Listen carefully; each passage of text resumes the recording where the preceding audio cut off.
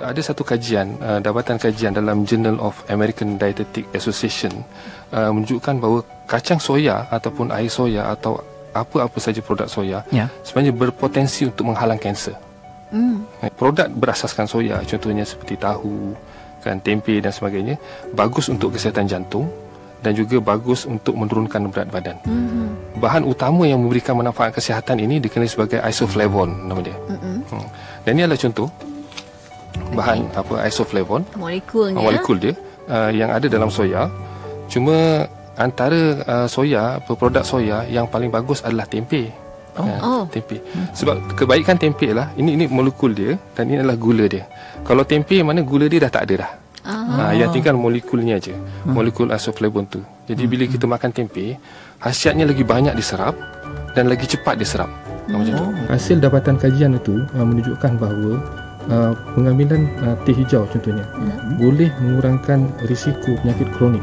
Seperti? Contohnya seperti kencing manis, darah tinggi, kanser. Kalau kita minum teh hijau, ini adalah contoh bahan berkhasiat jika kita minum teh hijau yang dikenali sebagai ECGC. ECGC, nama panjang dia epigallocatechin gallate, panjang lah. So, apa yang berlaku ialah bila kita minum teh hijau, dalam perut, bahan yang berkhasiat ni akan pecah membentuk bahan yang lebih berkhasiat. Bahagian asal dia, bagi bahagian tangan dia, dia akan pecah. Bahagian tangan dia pecah membentuk satu bahagian yang sangat berkhasiat, dikenali sebagai gallic acid.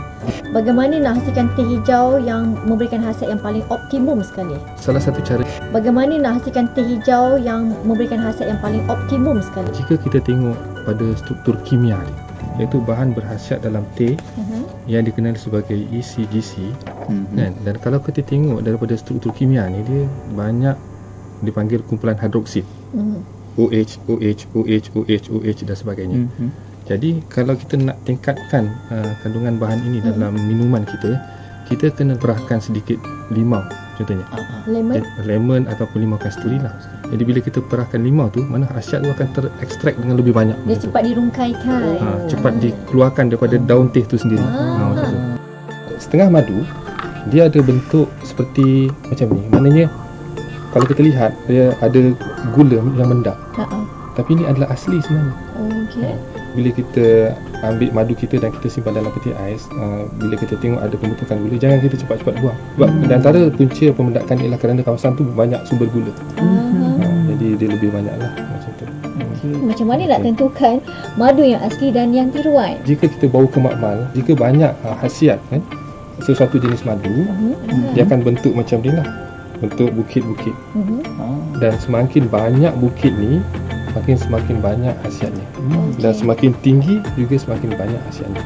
Dan kalau kita tengok dalam madu tiruan contohnya kan, dia ada juga bukit. Dia ada satu je bukit.